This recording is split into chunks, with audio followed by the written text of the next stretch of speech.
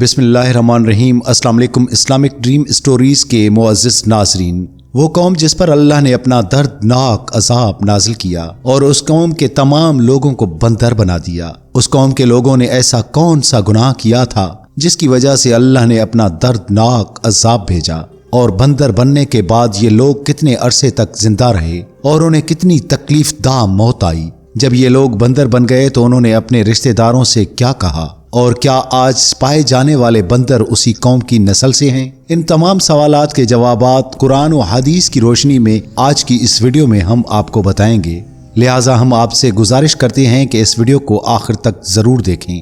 انسانوں کے بندر بننے کی شروعات حضرت داؤد علیہ السلام کے دور میں ہوئی۔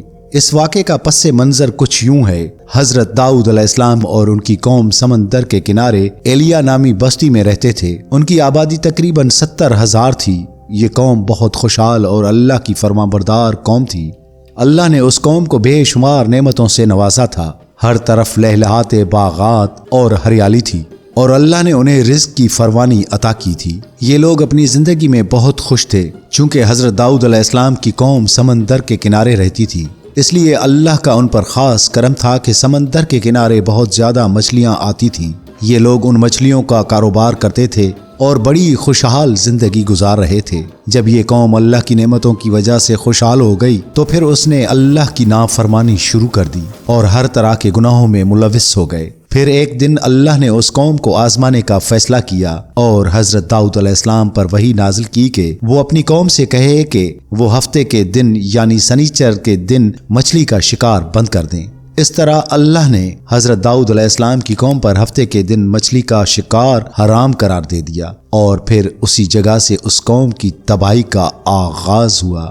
حضرت داؤد علیہ السلام نے اپنی قوم کو بتایا کہ اللہ نے اس قوم پر ہفتے کے دن شکار کرنا حرام کر دیا ہے۔ یہ سن کر لوگ بہت پریشان ہوئے اور پوری قوم سر جوڑ کر بیٹھ گئی، کیونکہ ہفتہ وہ دن تھا جس میں مچھلیاں کثرت سے آتی تھیں اور خود ہی ساحل پر آ جاتی تھیں، جبکہ باقی دنوں میں مچھلیاں بہت کم آتی تھیں اور ضرورت پوری نہیں ہوتی تھی۔ یہ قوم مچھلی کے شکار پر ہی گزر بسر کرتی تھی، اس لیے اللہ کا یہ حکم سن کر وہ فکر مند ہو گئے۔ انہیں معلوم نہیں تھا کہ یہ اللہ کی طرف سے ایک امتحان ہے۔ پھر ایک دن شیطان نے ان کے دلوں میں وسوسہ ڈالا کہ سمندر سے نالیاں نکال کر خشکی میں بڑے تالاب بنا لیے جائیں۔ جب ہفتے کے دن مچھلیاں آئیں گی تو وہ ان نالیوں سے گزر کر تالابوں میں آ جائیں گی، اور اس طرح ان نالیوں کے منہ بند کر دیے جائیں، اور پھر اگلے دن یعنی اتوار کو انہیں پکڑ لیا جائے۔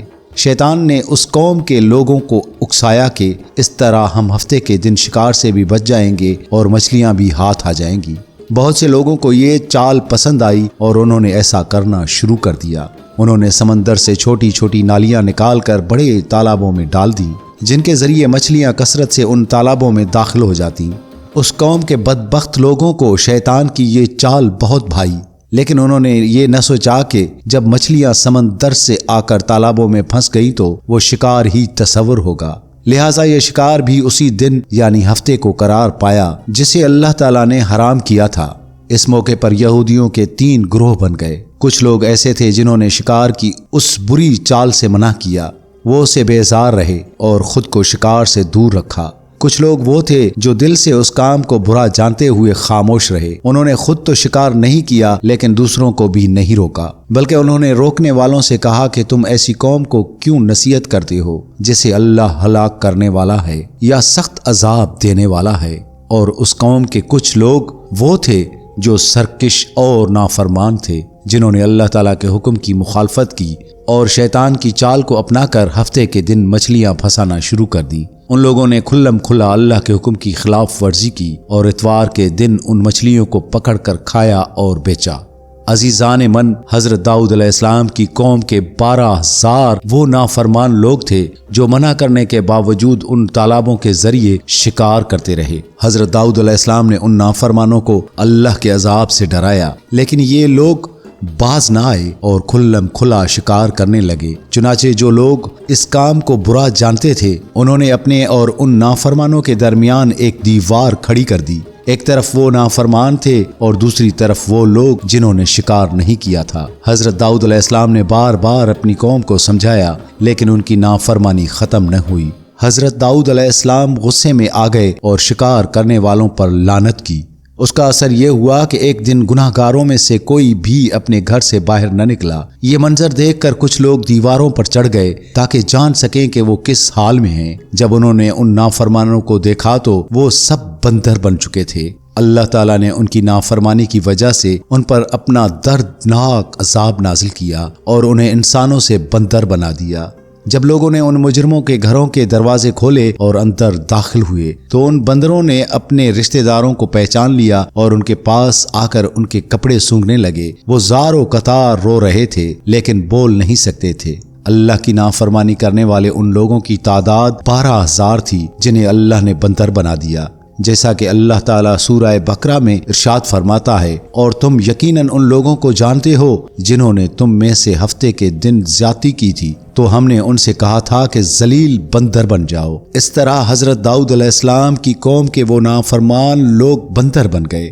یہ لوگ 3 دن تک زندہ رہے اور اس دوران وہ کچھ کھا پی نہ سکے بلکہ بھوک اور پیاس کی حالت میں ہی رہے۔ 3 دن کے اندر اندر وہ سب کے سب ہلاک ہو گئے، اور جن لوگوں نے ان نافرمانوں کو اللہ کی نافرمانی سے روکا تھا اللہ نے اسے عذاب سے محفوظ رکھا، اور جو برائی دیکھ کر خاموش رہے وہ بھی بچ گئے۔ عزیزان من، اب بات کرتے ہیں آج کے بندروں کی۔ کیا یہ ان کی نسل سے ہیں؟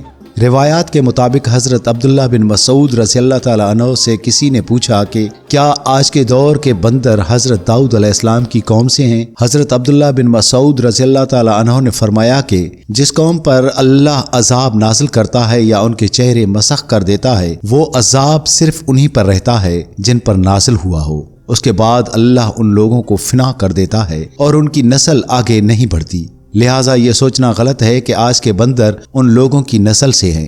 وہ لوگ صرف 3 دن تک زندہ رہے اور اس کے بعد سب کے سب ختم ہو گئے، اور اللہ نے اس نافرمان قوم کا نام و نشان مٹا دیا۔ اس واقعے کا سب سے بڑا سبق یہ ہے کہ اللہ کے احکامات کو ماننے میں ہیلہ سازی یا چالاکی نہیں کرنی چاہیے۔ ان لوگوں نے بظاہر ہفتے کو مچھلی نہیں پکڑی لیکن تالاب بنا کر شکار کا انتظام کر لیا۔ اللہ نیتوں کو جانتا ہے اور اس کے احکامات کی روح کو پامال کرنا سخت گناہ ہے۔ اللہ تعالیٰ کبھی کبھی انسانوں کو ایسی چیزوں سے آزماتا ہے جو ان کی ضرورت ہوتی ہیں، جیسے ان لوگوں کے لیے مچھلی۔ آزمائش کے وقت صبر کرنا اور اللہ کے حکم پر ثابت قدم رہنا ہی کامیابی ہے۔ مچھلیوں کا ہفتے کے دن کثرت سے آنا ایک امتحان تھا جس میں وہ قوم ناکام ہو گئی۔ اس واقعے میں 3 گروہ تھے۔ پہلا گروہ جس نے خود بھی گناہ کیا اور تباہ ہوا، دوسرا گروہ جو خاموش رہا اگرچہ عذاب سے بچ گئے لیکن ان کا عمل پسندیدہ نہیں تھا، تیسرا گروہ جس نے لوگوں کو برائی سے روکا۔ سبق یہ ہے کہ معاشرے میں جب برائی ہو رہی ہو تو اسے روکنے کی کوشش کرنا ہر مسلمان کا فرض ہے، ورنہ خاموش رہنے والے بھی بعض اوقات لپیٹ میں آ جاتے ہیں۔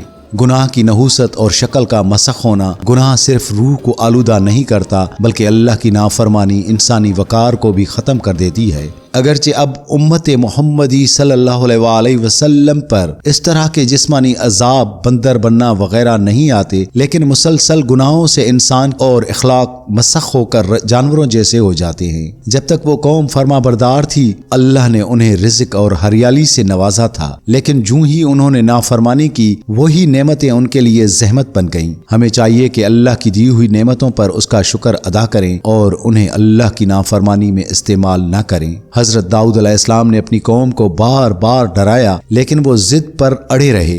اس سے ہمیں یہ بھی سبق ملتا ہے کہ جب بھی احساس ہو جائے کہ ہم غلط راستے پر ہیں تو فوری طور پر توبہ کر لینی چاہیے، اس سے پہلے کہ اللہ کا فیصلہ آ جائے اور توبہ کا دروازہ بند ہو جائے۔ امید کرتے ہیں دوستو آج کی ویڈیو آپ کو ضرور پسند آئی ہوگی۔ ملتے ہیں ایک اور ویڈیو کے ساتھ، تب تک کے لیے اپنے ہوسٹ اور دوست سید عبدالوہاب شاہ جیلانی کو دیجیے گا اجازت۔ اللہ حافظ۔